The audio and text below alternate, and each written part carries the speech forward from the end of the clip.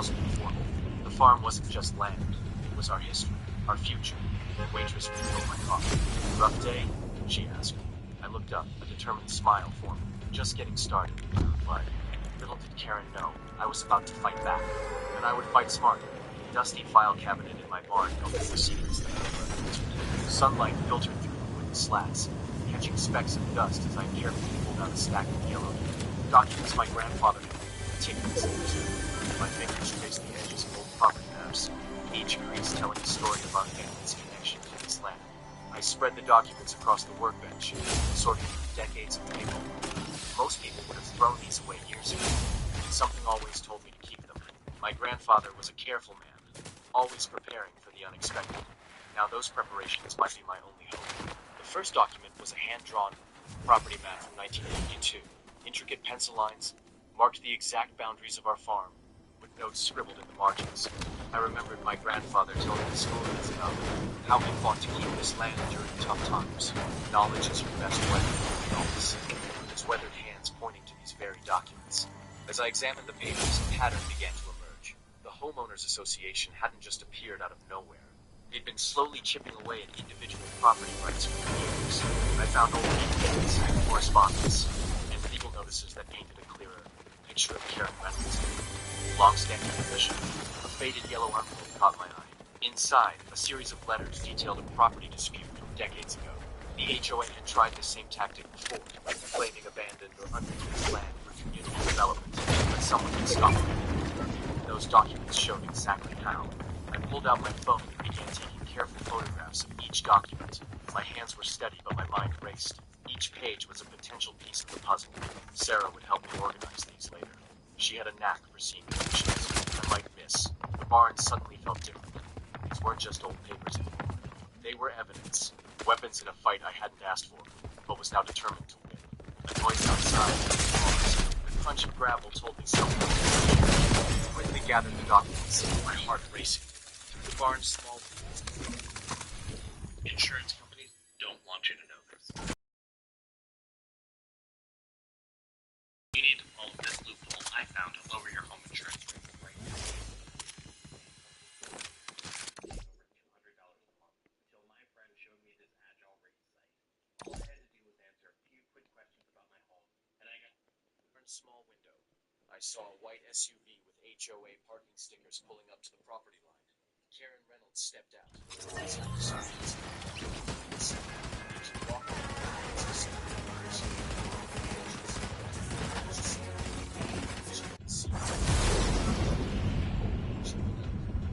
Making notes.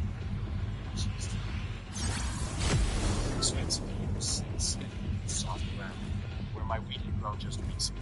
I could see the hotel construction in the background. A monstrous concrete structure completely out of place in this rural landscape. My phone buzzed. A text from Marcus, my lawyer. Found something interesting. Call me ASAP. I knew I had to be careful. One wrong move. Exactly what she wanted. A reason to claim I was an unreasonable property. I'd learned from my grandfather that patience was a strategy, not a weakness. The research I'd done over the past few days had revealed more than just property rights. I'd uncovered a web of connections between the HOA, local developers, and city council members. Each connection was another thread, accompanying a tapestry of local politics and land development. Karen finished her inspection and drove away, leaving nothing but dust and uncertainty in her wake. I waited a few minutes, then stepped out of the barn. The land felt different now. No longer just a piece of a farm, but a battlefield. My next move had to be calculated. I needed to navigate the situation with strong hands. The documents in my hand were just the beginning. Somewhere in these papers was the key to stopping Karen and the HOA's land grab. I looked at the hotel rising in the distance. They thought they'd won. They had no idea what was coming. The community center felt like a battlefield as I walked through its double doors. Stacks of carefully organized documents filled my leather briefcase, each page a weapon in the fight for my family's land. The fluorescent lights flickered, casting long shadows across the ground, packed with HOA board members and curious community residents. Karen Reynolds sat at the head of the long. Where am I going? Perfectly, pressed blades Shit. calculated control. She always knew that for something she had been followed. I remembered how she cornered neighbors in previous meetings, her voice dripping with false sweetness that barely masked her true intentions. I'd like to discuss the recent development on my family's farm. I began, my voice calm and steady. The room fell silent. Whispers died instantly, replaced by an electric tension that you could almost touch. I spread out the first set of documents, old property maps dating back to my grandfather's time, each one meticulously preserved and notarized. The maps showed clear boundary lines, easements, and historical land use agreements that predated the HOA's existence by decades. My fingers traced the faded lines, each one a story of family history and legal protection. Karen's eyebrow twitched, just a millimeter, but I caught it. That tiny movement told me everything. She knew she was sitting on shaky ground. These documents, I believed that the land where the hotel now stands was never legally transferred without my explicit consent. I pulled out a series of photographs, shots of the farm from different years, showing continuous maintenance, crop rotations, and family involvement. Each image was time-stamped, each one a nail in the HOA's coffin. A middle-aged woman, her back moving forward. I recognized her as Martha Thompson, a longtime resident who'd always been fair-minded. Her eyes scanned the documents, her expression changing from curiosity to genuine concern. Karen tried to interrupt. Mr. Davis, this is hard. I'm not finished, I said, my tone firm and controlled. Years of legal consulting had taught me the power of a measured response. I watched as several board members shifted uncomfortably in their seats. The next document was a surprise. Environmental impact assessment. I commissioned a item. It revealed critical flaws in the hotel's construction, drainage issues that could potentially harm local water sources, soil disruption that violated county environmental guidelines. Each finding was backed by professional geological frameworks. Martha's hand went up. Could you explain the environmental concerns? I walked her through the technical details, breaking down complex concepts in simple language. My goal wasn't to confuse, but to educate. Listen, truly listen. Karen's face was a storm of emotions, anger, fear, desperation. She knew I wasn't just challenging the hotel's construction. I was exposing a pattern of systematic overreach. You can't just take land, I said quietly. This isn't just about a hotel. This is about respecting property rights, family rights. Young board member, Justin. I remembered his name from previous meetings. He leaned forward. I have some questions about the documentation. He smiled. Questions meant they were listening. Questions that were illustrating the value that was presented. For the next hour, the document inspected each man's case. Each document, each photograph, each leaf was made a strong conclusion. I wasn't just defending my land. I was defending it. As the meeting progressed, I noticed a shift. Board members who had initially looked dismissive now appeared concerned. Martha was taking notes. Justin was studying the environmental reports with genuine interest. Karen remained silent, her earlier confidence crumbling with each passing minute. When I finished, the room was electric with possibility. I hadn't won yet, but I planted seeds of doubt. Seeds that would grow into serious questions about the HOA's actions. As people began to file out, Martha approached me. Those environmental reports are serious, she whispered. I don't think the board fully understood what was happening. I nodded, collecting my documents. The real battle was just beginning. Outside, the afternoon sun cast long shadows across the parking lot. My truck sat quietly, a reminder of the farm waiting for me. But something had changed. This wasn't just about land anymore. This was about justice. Karen watched me from across the parking lot, her eyes burning with a mix of hatred and fear. She knew I wasn't going to back down. Not now, not ever. Mr. Henderson, the neighboring farm, knocked on our door just after breakfast. His weathered hands trembled slightly as he reached a old manila envelope across our kitchen counter.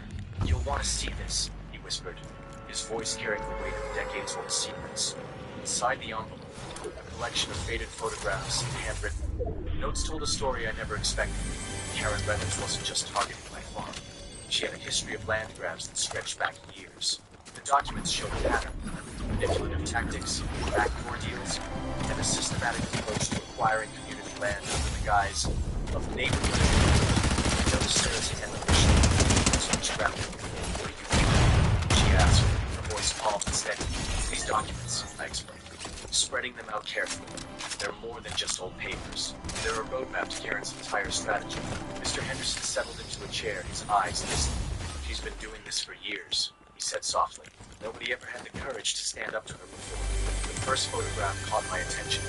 An aerial view of Willowbrook from what looked like the late 1990s. Red lines had been carefully drawn on the map, marking property boundaries. Something was off. The lines didn't match the picture not corrected. study. I remember when she first became HOA president. Mr. Henderson continued. Promised to make our community better. But better for who? Sarah began making copies of the documents, her movements precise and careful. Each page was a potential piece of evidence. Yeah, I just enlisted in the army. I'm going basic training. I think it's gonna be that. You look so fucking heavy. Ready to go home. Can't go home. Dumbass, get the fuck back here, bitch. Dumbass bullshit when you think you're a badass, but you're not, Bill. What's up, guys? How you guys doing? Oh my god, how was basic training? You look so much. It wasn't even hard. I was actually the class leader. What a man. Oh, sick belt. Good show you how to make that. Tourniquet. Save your life. Yeah, I just enlisted in the army. I'm going to basic training in a week. I don't even think it's gonna be that hard, honestly. Wait, hello? Fuck up. Sorry. You look so fucking heavy.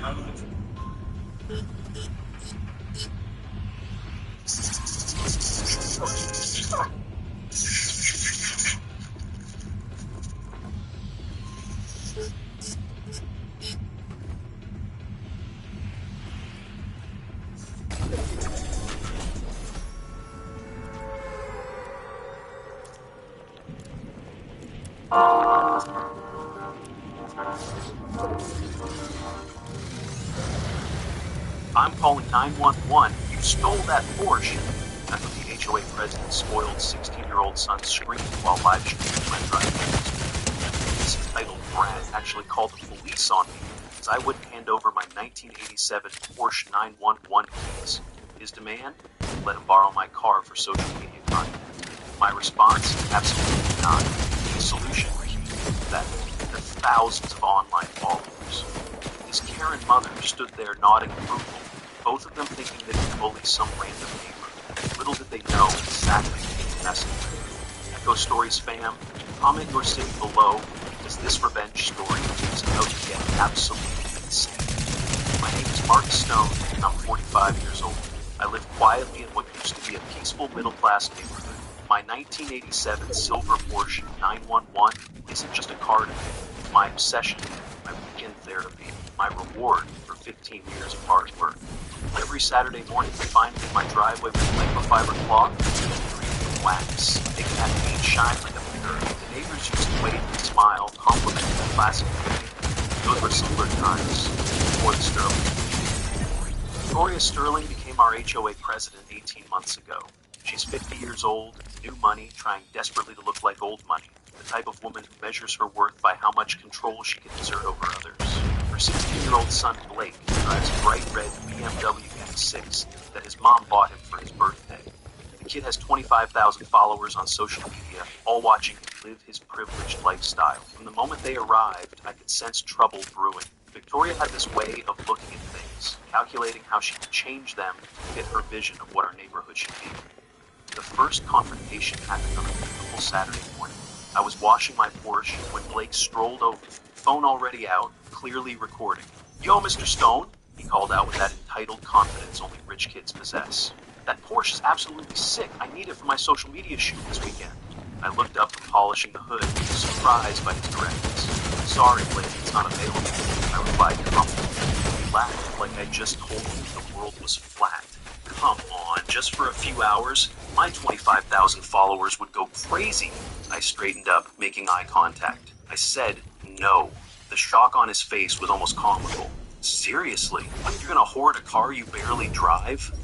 Before I could respond, Victoria appeared like she'd been watching from her window, waiting for this exact moment. Marcus, she said with that fake sweet voice people use when they want something. Blake was being very polite. Surely you could be more neighborly.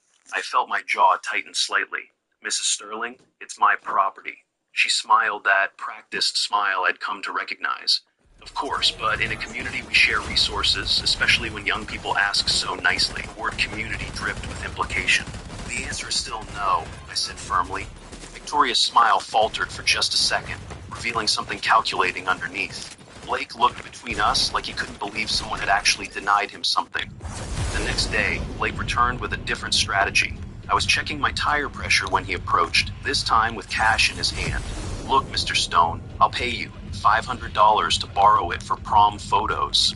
I didn't even look up. Blake, I've already said no multiple times. His voice got louder, more demanding. 1,000.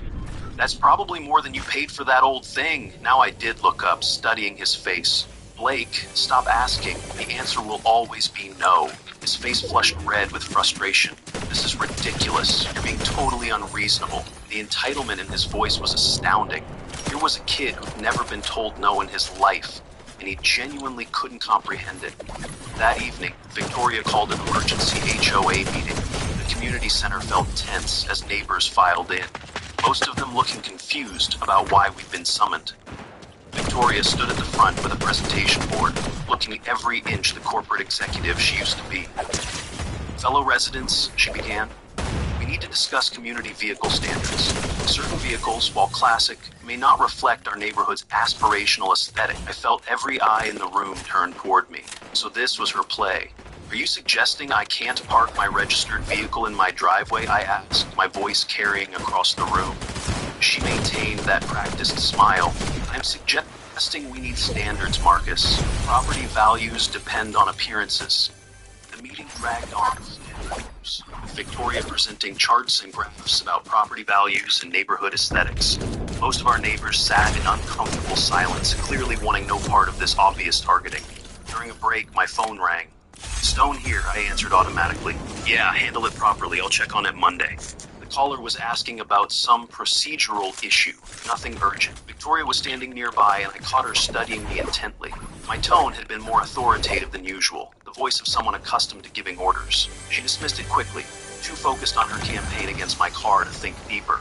I filed away that moment of curiosity in her eyes. By the end of the meeting, Victoria had successfully planted seeds of doubt about vehicle standards in our neighborhood. She didn't call for a vote that night, too smart for that. Instead, she scheduled another meeting for the following week, giving her time to work on the more impressionable neighbors privately. As people filed out, Blake lingered near the exit, whispering to his mother. I caught fragments of their conversation. If he won't give it willingly, Blake was saying, maybe we need to make him comply. Victoria nodded approvingly, her hand on her son's shoulder. The look they shared was conspiratorial, predatory. These people saw my car, my property, and my peaceful life as obstacles to be removed. Walking to my car that night, I couldn't shake the feeling that this was just the beginning. Victoria Sterling had the calculated ruthlessness of someone who always got what she wanted, and Blake had the dangerous impulsiveness of youth combined with unlimited resources. They thought they were dealing with some pushover neighbor who'd cave under pressure. They thought wrong. As I drove home, my porch purring beneath me, I made a mental note to document everything going forward. Something told me I was going to need evidence of what was coming next. What happens when an entitled rich kid realizes he can't intimidate someone who's been dealing with real criminals for decades? Type pharma if you think Blake is about to learn a lesson he'll never forget. The following week's meeting felt like a kangaroo court. Victoria had done her homework, visiting neighbors individually, spinning her narrative about property values and community standards. When she called for a vote on her old car rule, claiming vehicles over 30 years old looked bad for the neighborhood and must be moved, I watched the hands go up one by one. The rule passed by a narrow margin, but it passed. Victoria looked directly at me as she announced the results. 7 days, Marcus. Happy kids are successful kids. When you choose a tuition-free Days, Marcus. The neighborhood has spoken. I met her gaze without flinching. We'll see about that. The threat in my voice was subtle but unmistakable. Some of these people had no idea what they'd just voted for, but Victoria did. She just declared war. Blake was waiting for me in my driveway the next morning, practically bouncing with excitement. Tick-tock, Mr. Stone. That car's gotta go anyway. Why not let me use it before you lose it? I continued washing my car, not even looking at it. Blake, I'm not moving my car. His voice pitched higher with disbelief. You have to. The HOA voted. Just sell me the car. I'll give you $10,000 cash. I turned off the hose and faced him. It's not for sale. His face turned that familiar shade of red. Being totally selfish. That car is wasted on you. The irony wasn't lost on me. A kid who'd been handed everything lecturing me about selfishness. That afternoon, I made my decision. Instead of complying with their ridiculous rule, I was going to fight it. My car stayed exactly where it belonged, in my driveway. my car stays in my driveway, period, I told Victoria when she came to check on my compliance. The look of surprise on her face was almost worth the hassle. She'd expected me to roll over, to quietly move my car and fade into the background. Instead, I'd thrown down the gauntlet. Victoria Sterling was about to learn that some people don't bend to pressure, no matter how much money and influence you think you have. Blake's reaction to my defiance was immediate and